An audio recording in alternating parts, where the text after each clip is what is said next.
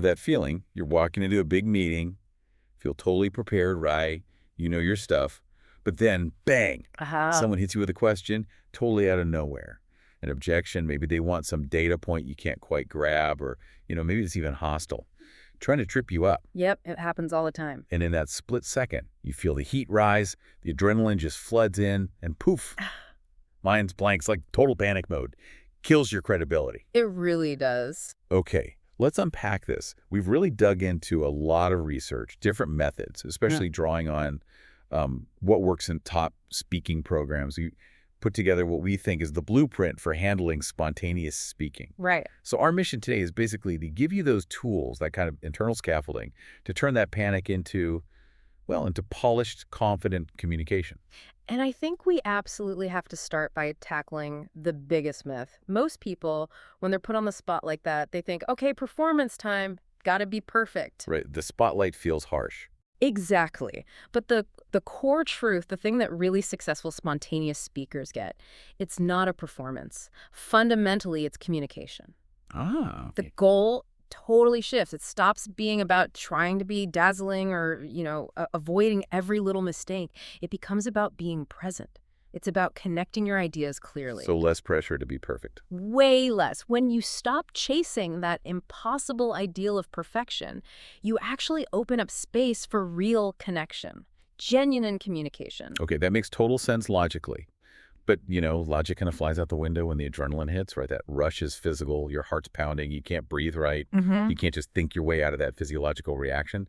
So what are we doing in those first few seconds when that panic wave hits? What are the immediate physical things you can do to hijack it? Yeah, you have to intervene physically. Your body is screaming, danger, run away. Right, like there's a tiger in the room. Exactly. So you need to send a signal back to your body that says, no, we're safe. And the number one tool, it consistently comes up, is the breath. Specifically, the 4-7-8 breathing method. Okay, 4-7-8, not just take a deep breath. No, it's more specific. And that specificity matters. You inhale through your nose for 4 seconds, hold that breath gently for 7 seconds.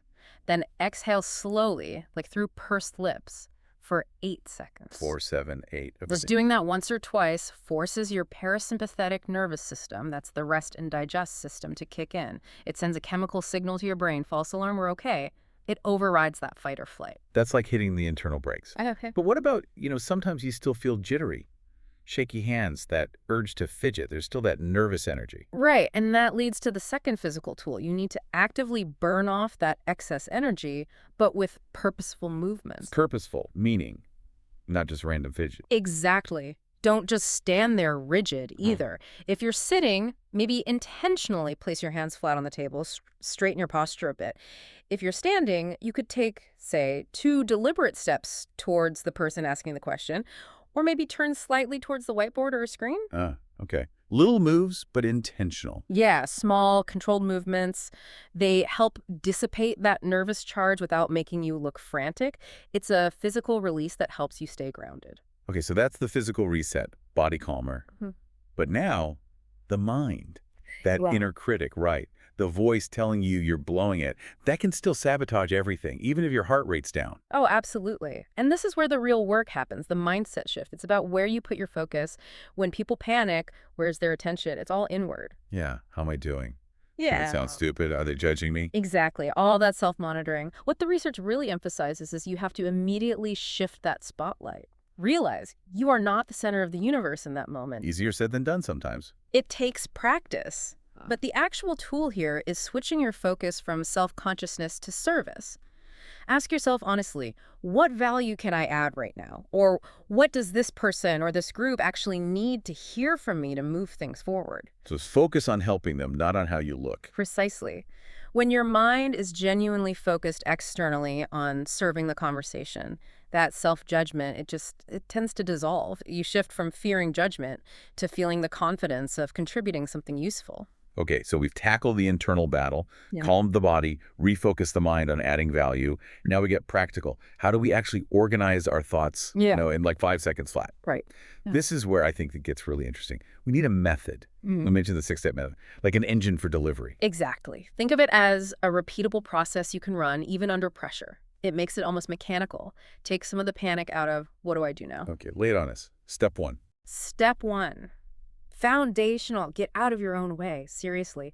Shut down that inner critic immediately. You can't be present if you're busy having an argument with yourself about whether you're good enough. Stop the negative self-talk. Got it. Step 2. Step 2 is a physical check-in.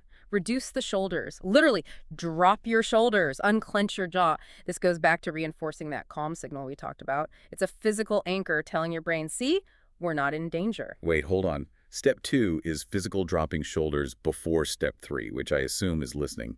That feels backwards somehow. Doesn't the listening come first?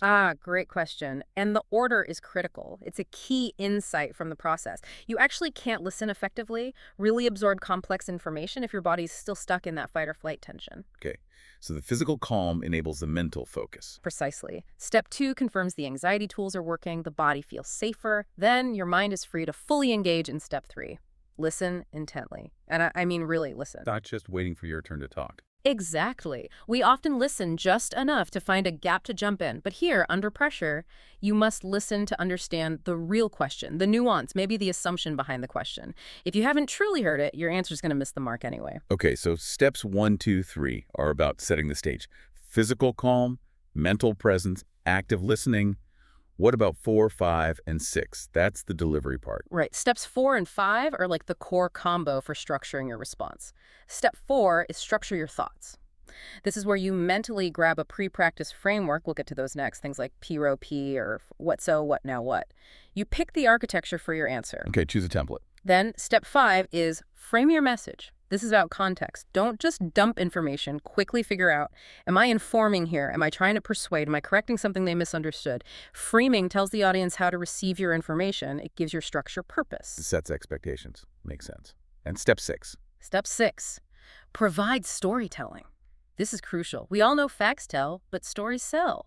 Doesn't have to be a long story, right? No, definitely not. Not a 10-minute saga. It means using a quick specific example, an anecdote, maybe a relevant mini case study, just a concrete detail to make your point land. Instead of just saying our strategy's working, you might say, our strategy's working. Actually, just yesterday, client X, who we hadn't heard from in ages, closed a deal using this exact approach. See?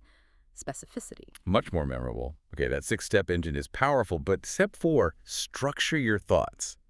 That still feels like the bottleneck. How do you grab a structure instantly? We need, like, mental blueprints ready to go. That's exactly what structure shells are. They're pre-built mental frameworks. If you practice just 2 or 3 of these, you never start from a blank page, mentally speaking. You just pour the new information into the frame you already know. Okay, give us an example. What's a versatile one? One of the most useful, especially for complex issues or updates, is what? So what, now what? It's brilliant for quick executive summaries on the fly. What, so what, now what? Okay, break it down. Sure. The what is just defining the issue clearly. What's the situation? What's the problem? State the facts, keep it neutral. Just the fact. Then, the so what. This creates the urgency. Why does this actually matter to this audience right now? What are the implications if we ignore it? This provides the context, the why we should care. Makes it relevant. Exactly. And finally, the now what. This is the action step. What specific thing needs to happen next? What's the takeaway or the call to action? It ensures you end with clarity. I could totally see using that. Like, if a manager asks for a quick update on a tricky project. What? Now what? Perfect. Okay, but what if it's not about explaining a problem? What if you need to persuade someone? Make a strong case. Defend your position. For persuasion, the go-to framework is often PRP. It's a mnemonic, easy to remember under pressure, and really designed for clarity and making your point stick. Think Q&A, debates, defending an ideal. PREP. Okay, what's it stand for? The first P is your point, your main assertion, your core message. State it right up front, clearly. Get straight to it. Yep. Then R is the reason. Why is your point valid? Give the logic, the rationale behind it. The because. Exactly. E is the example. This is the proof. This is where you plug in that specific detail, that anecdote from step 6 of the method we just talked about. It makes your reason concrete. Show, don't just tell. Right. And the final P is point again. You restate your core message. You circle back, reinforcing the main takeaway. It leaves the audience absolutely clear on where you stand. It's neat, memorable, powerful. Point, reason, example, point. PRP. Got it. Okay, so armed with these shells, the 6 steps, We're definitely in better shape. But life throws curveballs, right? Spontaneous speaking means facing tough situations. Let's talk like crisis management. What about the classic hostile question? Someone's clearly trying to rattle you. Yeah, that happens. The first thing to recognize with hostile questions is that they often carry more heat than light, more emotion than substance. Rule number 1, don't take the bait. Don't get defensive. Absolutely not. If you start arguing the emotion, you lose your professionalism instantly. The strategy is to reframe the emotion. How do you do that? You pause. Acknowledge the intensity, maybe implicitly. Then you neutralize it by focusing on the potential underlying issue. You could say something like, that's clearly a strong concern. What I think you're asking is, and then you rephrase the substance of the question neutrally, is whether our timeline is realistic given the resources. Something like that. Ah, so you extract the potential question from the emotion. Exactly. You shift it back to substance. Yeah. Then you can deploy your P or your what so, what now, what on the actual issue without getting dragged into their emotional state. That's smooth. Okay, different scenario. Yeah. The one everyone dreads. You get asked for a specific fact, a data point, and you just don't know it. Your mind is blank of that one thing. Yeah, the moment of truth for credibility. And the absolute #1 cardinal rule here from every source is never, ever lie or bluff. Don't even try. Don't wing it. Definitely don't wing it. Trying to make something up under pressure, it almost always backfires, looks terrible, and damages your reputation long term. But you do have good professional alternatives. Okay, what are they? 2 main ones. First, bridge to known information.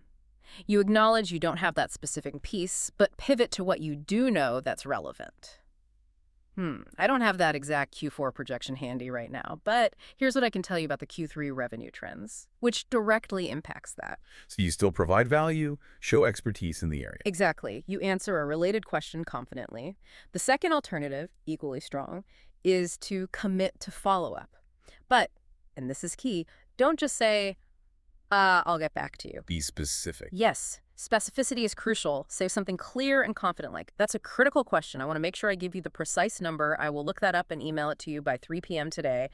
Set a concrete deadline. It shows you're taking it seriously, you're reliable, professional. Right, that follow-through makes all the difference. Okay, this attention to detail really links to the final piece, doesn't it? Delivery mechanics. It's not just what you say. It's how you say it, absolutely. That telegraphs confidence or lack thereof. So what's the main mechanic that goes wrong under pressure? Pace, without a doubt. When we get nervous, we speed up. Way up. We sound rushed, maybe a bit desperate, definitely less authoritative. Guilty as charged. We all do it. So the fix is conscious, intentionally, slow, down, maybe more than feels natural at first. Why does that help so much? 2 big reasons. 1, it signals control to your audience, calm authority. 2, and this is critical, it buys you precious milliseconds to think. To run through those 6 steps, grab your structure shell. The faster you talk, the less brain power you have left for organizing your thoughts. Slowing down gives you processing time. Okay. And related to pace, the fear of silence, that awkward pause we rush to fill with. As likes, Yeah. Verbal static. We think silence means we've failed, lost our train of thought. Not at all. Not at all. Think of silence as punctuation. A confident pause doesn't signal failure, it signals thought, consideration. If you need 2 or 3 seconds to mentally line up your reason and example for PRP, take those seconds in silence. So the audience reads it as thoughtfulness. Yes. They perceive it as you carefully organizing your expert response. A deliberate pause feels authoritative. All that verbal static just signals uncertainty. Embrace the pause. This whole deep dive, it's actually really empowering because it kind of shatters that myth, doesn't it?